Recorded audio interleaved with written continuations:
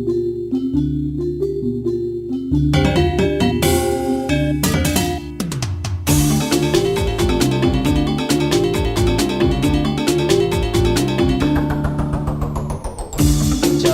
baire, jaga hatuene, mangga entek, stata ajak, mok sata, jaga kita, jaga baline.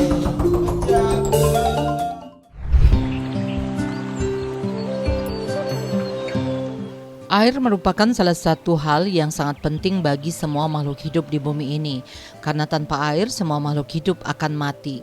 Sejalan dengan perkembangan dan pertumbuhan ekonomi Bali khususnya di sektor pariwisata dan lainnya, juga berimbas pada semakin banyaknya kebutuhan air bawah tanah ABT yang diperlukan. Di sisi lain, upaya dalam melindungi sejumlah sumber ataupun tempat penyimpanan air bawah tanah maupun permukaan masih minim. Pemerintah hanya sibuk dalam upaya meningkatkan pendapatan daerah dengan mengeksploitasi ABT sehingga berdampak pada lingkungan. Bagi agama Hindu, air tidaklah asing lagi karena dalam setiap rangkaian upacara, air memiliki peranan tersendiri dan dalam proses penggunaannya dilakukan dengan sejumlah rangkaian upacara. Tidak hanya berkaitan dengan aspek pertanian, tapi juga menyangkut aspek adat, budaya, dan ritual. Privatisasi air oleh sejumlah perusahaan telah mengakibatkan terjadinya krisis air di Pulau Bali. Privatisasi air yang terjadi pada Pulau Bali oleh sejumlah perusahaan yang melakukan aktivitas penghisapan dengan mengebor air dari bawah tanah berakibat terhadap krisis air.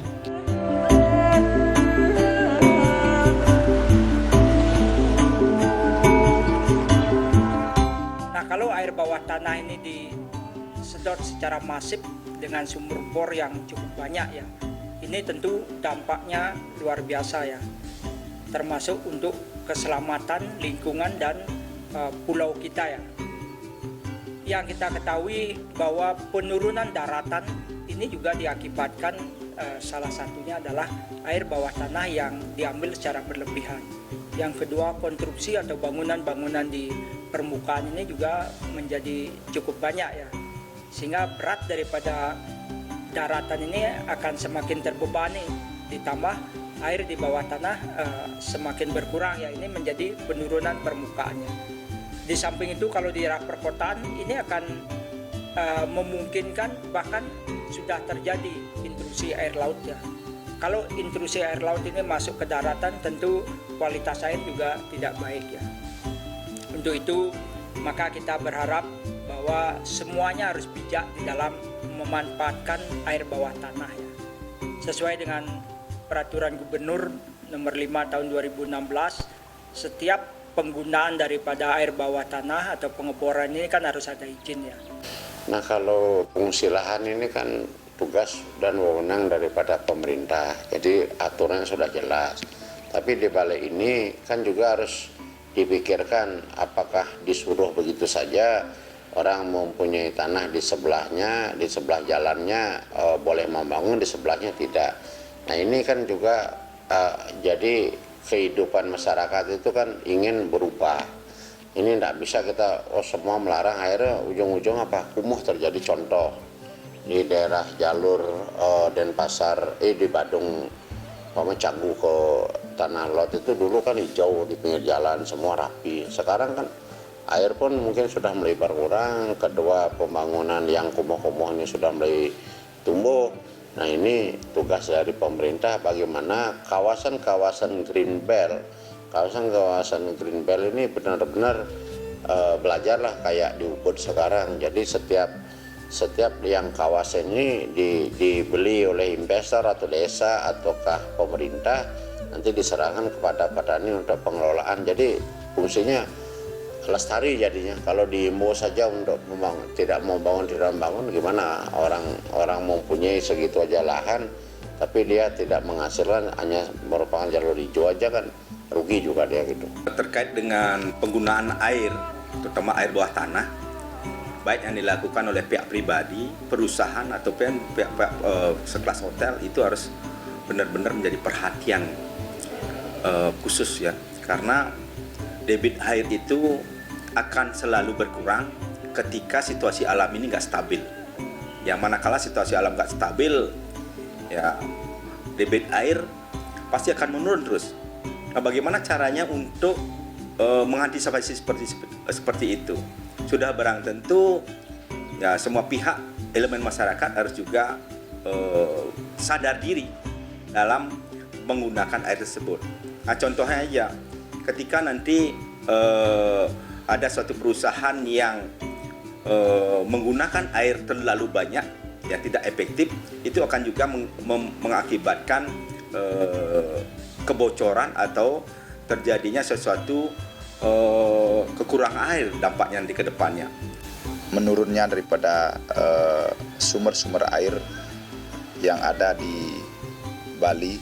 Jadi kita tentunya sudah tahu ini sudah dipertegas dengan Pergub nomor 24 2020 tentang perlindungan sungai, mata air, danau dan laut, sehingga semua potensi-potensi menyebabkan penurunan daripada sumber air yang kita miliki di Bali, khususnya danau, sungai ini tentunya harus diantisipasi secara penuh. Nah, salah satu yang menurut kami yang perlu diawasi adalah yang disebut dengan pemanfaatan sumber air bawah tanah, yang kita tahu dari pemanfaat daripada kegiatan pengeboran atau pemanfaatan sumber air bawah tanah atau ABT ini yang sekarang belum bisa dikendalikan secara baik. Terlebih kita sebagai daerah pariwisata di mana perusahaan-perusahaan atau hotel tentunya lebih cenderung kami pantau memanfaatkan daripada sumber air bawah tanah.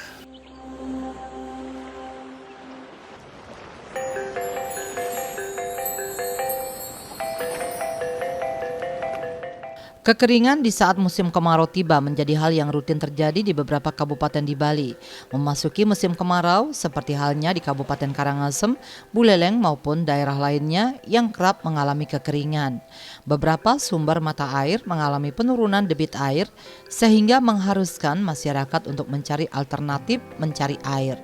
Berbagai upaya telah dilakukan pemerintah, mulai dari membuat cubang hingga membuat pipa air hidrolik untuk memompa air di dataran tinggi. Ada sejumlah faktor yang menjadikan semakin menyurutnya sumber air bawah tanah, yakni adanya alih fungsi lahan yang menggunakan hutan sebagai penyimpan air semakin berkurang. Hal ini terlihat dari sejumlah hutan di Bali yang kini semakin berkurang karena adanya alih fungsi lahan. Menurut saya terkait dengan krisis air di Bali ke depan, itu tidak cuma sekedar air bawah tanah, tapi juga ada air permukaan. Jadi pola pemanfaatan air di Bali ini, tata kelolanya memang sudah ada aturan-aturan, ada peraturan gubernur yang mengatur, bahkan beberapa ada perda yang mengatur, dan itu tinggal ditindaklanjuti dengan penerapannya. Jadi selama ini terkait dengan air, terutama air-air yang dipergunakan untuk industri pariwisata, perkebunan maupun hal lain yang istilahnya komersial, itu pajak air tanahnya ini yang belum ada pengaturan ataupun tindakan yang tegas dari pemerintah. Jadi pajak yang perlu diperhatikan adalah pajak air bawah tanah dan pajak air permukaan, karena ada dua hal yang perlu dibedakan dan dua-duanya memang harus harus diatur dengan tata kelola yang baik di Bali. Untuk ABT itu kan perlu pengontrolan dari pemerintah, dari perusdanya. Kedua juga dari penampungan air ya, terutama kan hotel ini harus daur ulang prosesnya dari air hujannya, dari penggunaan air mandinya bisa diproses, dari air yang sudah digunakan ini kembali diproses untuk penyiraman dan seterusnya. Jadi mengurangi daripada pengeringan daerah kawasan bukit ini. Otomatis air tanah ini tidak berpengaruh terlalu keras gitu ya. Jadi jangan sampai nanti seperti hujan terjadi, kalau tidak ditampung, ada penampungan, otomatis semua lari ke laut. Jadi di musim panas sedikit sudah kering. Nah, inilah pengalaman, ya belajarlah kepada nenek moyang kita dulu. Di bukit ini tidak ada pompa, tidak ada semua mengandalkan air hujan untuk tumbuhan, binatang, manusianya dan seterusnya. Ya, ini ada beberapa kesepakatan. Kalau memang di satu tempat itu ada berapa titik sumur bor, terutama kan sering terjadi nih Di satu hotel ternyata tidak hanya satu sumur bornya, ada 3-4 gitu ya. Nah kalau mereka tidak memasang semua daripada water meter, maka konsekuensinya harus dihitung berdasarkan penelitian ya. Berapa kebutuhan air setiap hari. Dia harus borong, digunakan atau tidak, dia harus bayar segitu gitu ya. Tapi ini berdasarkan hitungan. Apa tujuan dari pengaturan ini? Ya tentu pengendalian ya. Kita ingin mengendalikan daripada penggunaan air bawah tanah ya. Karena jangka panjang ini akan cukup berbahaya bagi lingkungan, termasuk juga bagi generasi kita. Sektor pariwisata menjadi salah satu sektor yang cukup besar menggunakan air bawah tanah, sehingga perlu dibuatkan solusinya agar keberadaan air bawah tanah tidak cepat habis. Penggunaan air daur ulang, air limbah hotel untuk sejumlah kebutuhan operasional sektor pariwisata sempat diusulkan sejumlah kalangan. Selain itu, ada usulan juga menggunakan air permukaan seperti air laut dengan cara mendaur ulang menjadi air tawar sehingga bisa dipergunakan untuk kepentingan sektor pariwisata. Meski di awal memerlukan dana yang cukup banyak, namun kebijakan ini dinilai dapat menyelamatkan ancaman krisis air di Bali. Bali Selatan menjadi pusat pariwisata Bali dinilai paling banyak mengambil air bawah tanah baik untuk kepentingan masyarakat melalui perusahaan air minum daerah PDAM maupun pengeboran langsung air bawah tanah. Kedepan perlu adanya strategi bagaimana upaya dalam meminimalisasi penggunaan air. Selain itu perlu adanya pengawasan terhadap penggunaan ABT, salah satunya dengan pemasangan meteran terhadap penggunaan ABT maupun air permukaan. Meteran ini menjadi tolak ukur dalam mengantisipasi kelebihan penyedotan ABT sesuai dengan izin yang diberikan sehingga keberadaan ADP dapat dimonitor. Kalau berbicara terkait dengan pengadaan air bersih, ya terutama Badung Selatan ini kan kawasan pariwisata internasional. Kalau yang disebut nama kawasan pariwisata internasional, sebetulnya air itu di hotel ataukah di daerah umum itu sudah siap diminum. Nah sekarang kita belum mampu lah sampai di situ. Nah ini kerja keras daripada Prusda atau Pemda untuk memikirkan hal demikian. Nah kembali kepada penggunaan air setiap musim kemarau di Badung Selatan ini airnya itu kecer-kecerit ya, artinya tekanan airnya rendah. Terus sekarang apalagi belakangan ini pembangunan habis COVID ini pembangunan yang sangat luar biasa cepat. Jadi perlu pemikiran-pemikiran baru terkait dengan pengadaan air. Nah sekarang proses sekarang itu kan dari air kota ya, dari Tabanan, dari kotanya, dari kota lain masuk ke areal bukit, yang bukit ini adalah jauh lebih tinggi. Prosesnya adalah sistem pompa. Nah sistem pompa ini kan kos yang cukup tinggi. Kalau menurut pemikiran saya, nah selaku pengusaha dulu, apa nak bisa kembali belajar dari negara-negara yang tidak ada sumber airnya, karena di Selatan ini kan sumber air tidak ada, hampir tidak ada. Nah sekarang prosesnya ini air di musim hujan ini kembali kepada pemikiran nenek moyang kita, ya air hujan ini ditampung di daerah selatan, mungkin mencari permukaan yang paling selatan, yang paling tinggi. Nanti proses ini air hujan dicampur dengan air laut, nanti air lautnya itu diproses dengan teknologi ini baru dialirkan turun. Otomatis memang jangka pendeknya kos investasinya mungkin cukup besar, tapi jangka panjangnya ya otomatis lebih efisien. Kita harus tetap mendukung daripada sektor pariwisata ini untuk memaksimalkan apa yang sebuah kebutuhan sarananya. Tapi institusi pengendalian ini tentunya harus betul-betul dilakukan, baik daripada jumlah daripada sarana komunikasi yang harus disesuaikan dengan wisatawan itu sendiri. Nah sehingga kita harap ke depan pembangunan daripada sarana akomodasi yang berkualitas itu harus betul-betul disesuaikan dengan pemanfaatan daripada potensi pemanfaatan daripada sumber-sumber air yang kita miliki atau kebutuhannya. Ya, sehingga perlu kami sampaikan, jadi masih artinya kami lihat perilaku daripada hotel, jadi tentunya artinya mempermudah daripada pemanfaat daripada air ini sendiri. Untuk menggunakan air recycling dari hotel itu sendiri, untuk hotel besar sudah.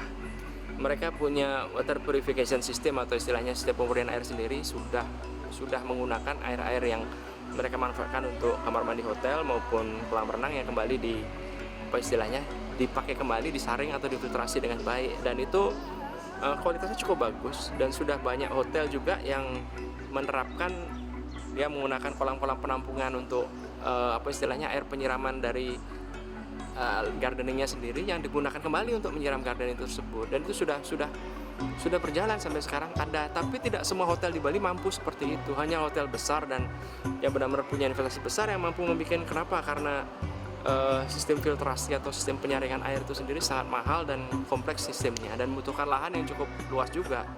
Dan ini tidak semua hotel mampu untuk di Bali.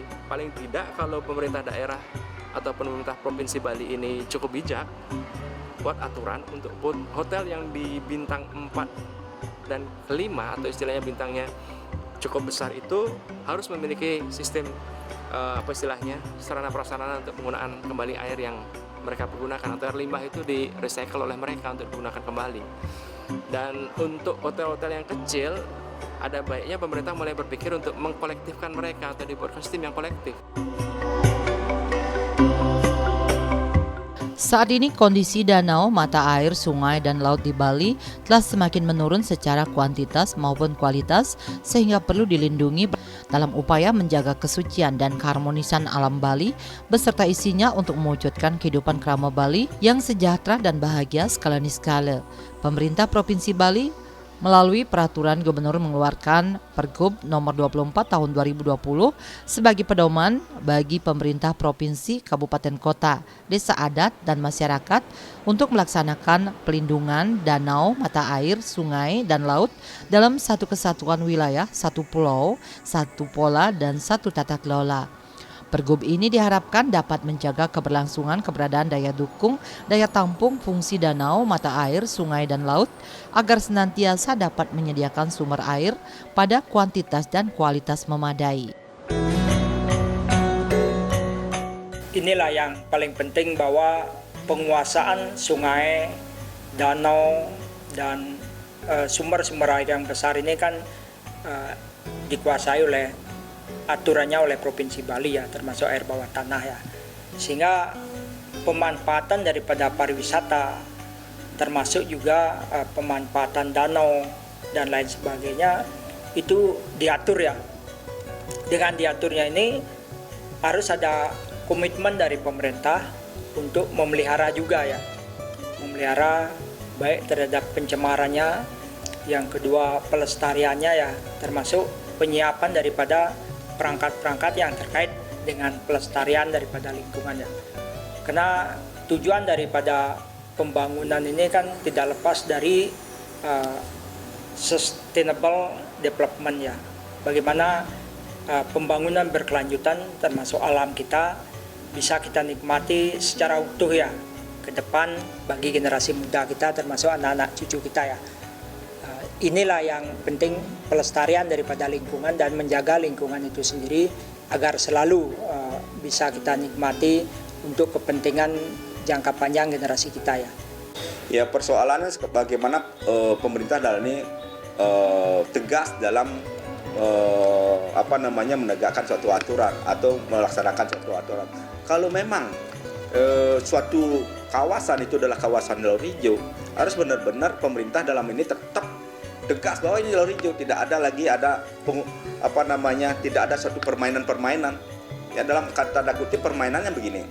Ketika kawasan jalur hijau itu ada sebuah investor yang ingin masuk dan mendapatkan sesuatu, ya, tanda kutip ada sebuah upah di sana atau fee yang dia dapatkan sehingga bisa mengubah jalur hijau itu menjadi sebuah pemukimankah atau sebuah kawasan industri itu membuat suatu tatanan yang sudah bagus, yang mana itu kita bisa berpikir ke depannya bahwa Bali ini, khususnya Bumi Pertiwi ini, benar-benar mampu dan ke depannya bisa mensejahterakan masyarakat itu sendiri.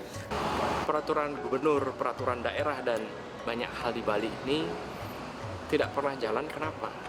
Sebenarnya dalam menerapkan peraturan-peraturan yang ada di Bali itu ada PPNS, dan seharusnya dari provinsi maupun kabupaten kota itu wajib memiliki PPNS. Dan selama ini PPNS kita tidak pernah ibaratnya bekerja maksimal, terutama untuk yang lingkungan hidup, yang menangani masalah-masalah lingkungan ini. Itu PPNS-nya masih mandul, harus jujur, mandul, kita tidak ada tindakan. Mungkin karena mereka mandang bahwa ketika tindakan dia ambil, PPNS ini ibaratnya mereka kan sering dirotasi nih, sering dimutasi kemana-mana. Jadi PPNS-nya ketika dibuat baru, mereka juga nggak tahu harus bagaimana. Alih fungsi lahan terutamanya di kawasan sumber air atau tempat penyimpanan air dan menjadi salah satu faktor sangat mempengaruhi ketersediaan air bawah tanah.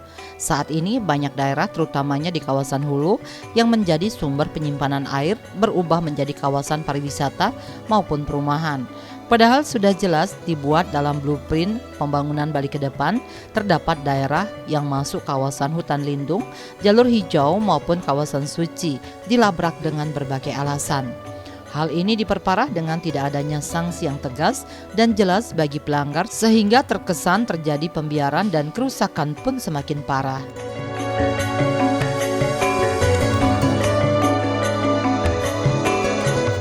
Hutan lindung itu sebenarnya harus perlu dikembangkan terus. Yang kawasan di hutan kawasan hutan. Kalau pendapat saya pribadi dari dulu seperti di Sangeh ya. Di Sangeh ini kan dari dulu segitu saja tempat daripada objek wisata monyetnya, keranya ini.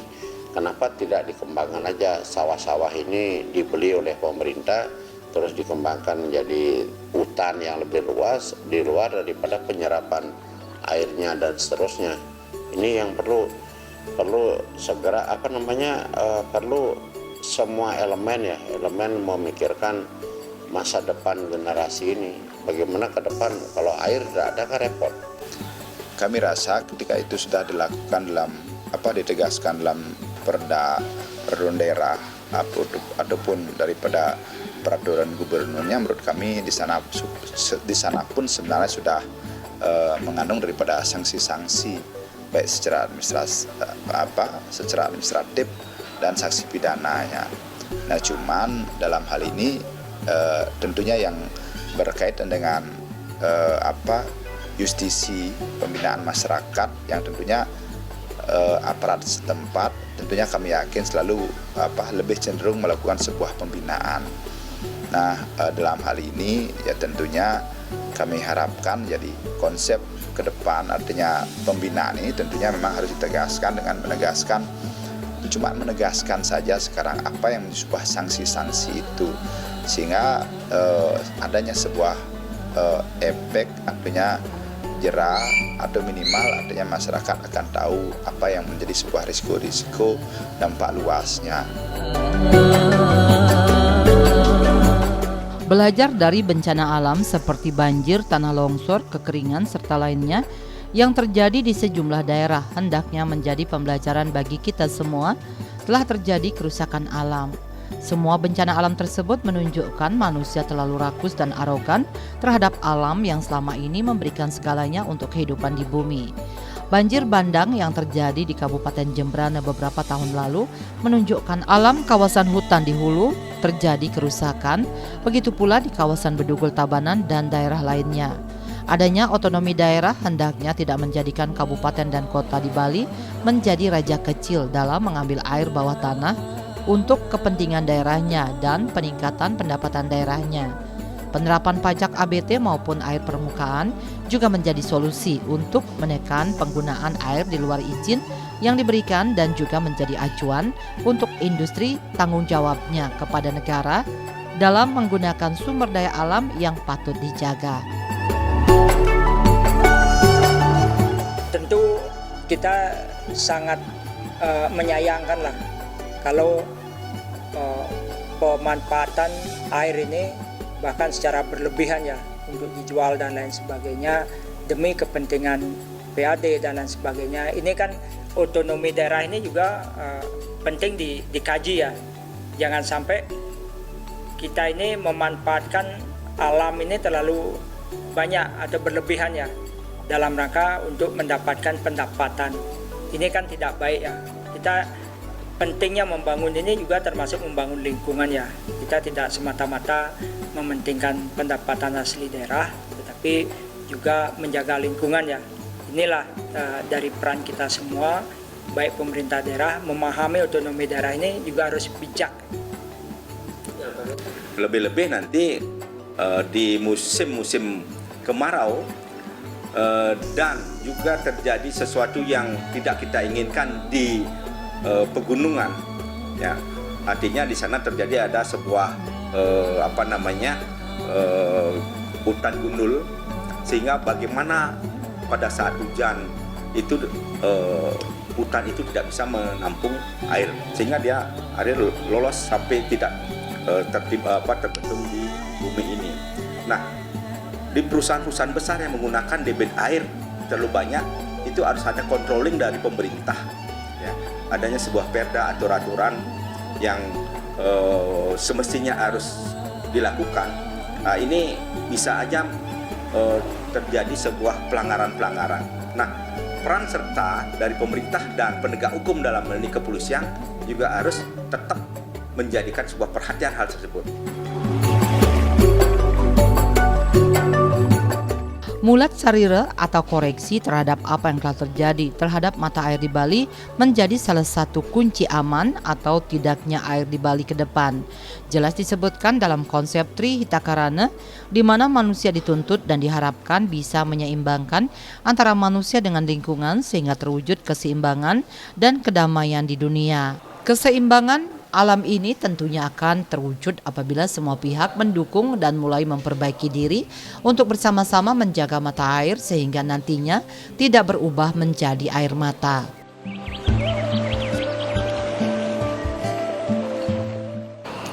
Budaya kita harus mulai ke depan ini mulai berubah ya. Jadi kita terbiasa mengabaikan, abai yang pertama, yang kedua membiarkan atau istilahnya terlalu longgar terhadap aturan. Dan ini sering sekali terjadi, tidak cuma terkait dengan pajak air bawah tanah maupun permukaan tanah ini, tetapi pada hal lain juga kita terlalu sering abai, dan abai ini atau kelonggaran pemerintah dalam melakukan menerapkan peraturannya itu membuat masyarakat maupun para pelaku industri dan pariwisata ini melakukan pelanggaran karena ada celah di sana, ada kelonggaran yang memang tidak seharusnya dilakukan oleh pemerintah, harus ada ketegasan. Jadi ketika ada kelonggaran itu mereka akan beramai-ramai untuk membangkang atau istilahnya melawan hukum.